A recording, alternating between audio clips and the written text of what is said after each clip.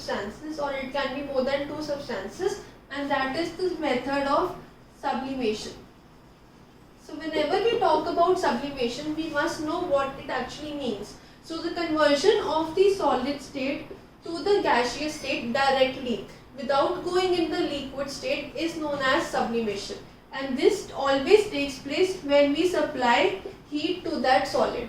So when a solid changes into the gaseous state on supplying the heat to that solid and it does not go in the liquid state, it is known as sublimation. And the opposite from gas to solid on cooling, also known as sublimation. There is no state of the liquid in between the solid and in the gaseous state. So when we are doing the sublimation and we are separating two substances, suppose I have substance A and substance B, I have a mixture of both these substances, and if any one of these substances undergoes sublimation, and suppose substance A undergoes sublimation and substance B does not undergo sublimation, only then we can use this method. If both of them undergo sublimation, then we cannot use the method for sublimation. Hence we can say that this method can only be used if the two components that we want to separate, either of them undergoes sublimation and the other one does not undergo the process of sublimation.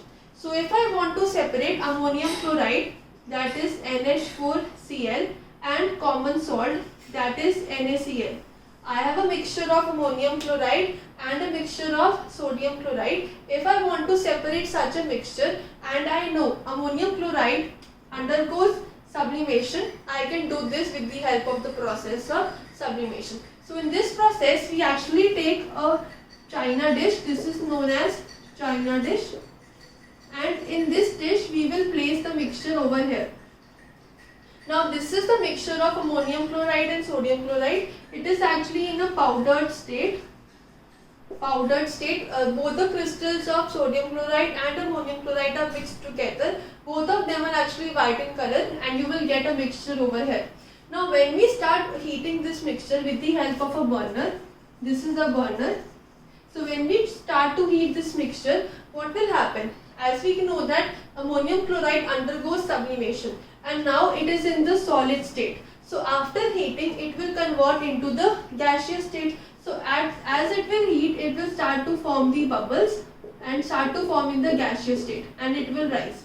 So as the vapors rise, vapors of sodium chloride, vapors of ammonium chloride rise in the atmosphere, it will go up in the inverted funnel. This is known as the inverted funnel. So it will rise on the upper parts of the inverted funnel. Because the temperature of the upper part of this funnel is cool, so it will now condense. And when it will condense, it will go back from the gaseous state to the solid state. So as it will condense, it will go back to the solid state. It will stick to the inner parts of the inverted funnel, somewhere like this, somewhere on this side and something like this. So it will now stick to the inner side of the inverted funnel and maybe on the surface of this cotton plug. This is known as the cotton plug. Now after all of the sublimation has been occurred, all of the ammonium chloride has formed vapors, and on reaching the upper parts of the inverted funnel, it has cooled down, it has condensed, and it will form the solid state. We can now switch off the burner and remove this inverted funnel. Now what we will see, we will find the solid particles attached to this funnel, and with the help of a hand, or with the help of an instrument, we can remove this solid. Now when we have removed this solid, I have a beaker in which I have ammonium chloride. After this process, and this beaker will contain the salt, hence the two components have now been separated. Now in examination point of view, it is generally asked, what is the importance of this cotton plug? Basically, this cotton plug is attached on top of the inverted funnel so that none of the vapors of the ammonium chloride can escape into the atmosphere. All of the vapors are inside this funnel so that they do not come out of this inverted funnel. So this was the concept of sublimation, in which we have separated two substances, that is sodium chloride and ammonium chloride. Out of these two substances, one substance, that is ammonium chloride, undergoes sublimation. There are various other substances like we can say naphthalene,